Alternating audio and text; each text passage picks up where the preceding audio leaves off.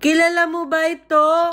Oops, akala nyo kakainin ko, no? Kilalanin ang takip asin Tinatawag din itong binungang malapad. na may scientific name na Macaranga grandifolia. Isang native species mula sa Euphorbiaceae family. Anong kaibahan niyan sa binunga? Mas malapad ang dahon, mas mahaba, at mas malaki ang kanyang leaf stalk or petiole. 2 to 3 times ang laki nito sa binunga. Sa laki pwede mong ipayong ano namang gamit niyan? Ang dahon ng takip asin, pati yung bark, ay inilalagay sa sugarcane juice na fine-ferment. into base na isang traditional na inumin. Yung tuyong dahon ng takip asin Ay traditional na ginagamit panggamot sa sugat, mga pasa at pamamaga. isama mo na ang pigsa. Yung resin naman mula sa stem ay iminumumog panggamot sa mouth ulcer. Katulad ng ibang makaranga species, ginagamit ang takip asin panggamot sa ubo, lagnat at sakit sa tiyan. Pwede rin gawing pakain ang dahon. O bilang livestock feed. Sinasabi kasi na mayaman sa protina ang takip asin. Nasubukan nyo na rin ba ito? Ganyan kalalaki ang dahon ng takip asin. At kung nagustuhan mo ko sa yung video, i-follow mo ko dahil nakagaganda ng buhay ang may alam.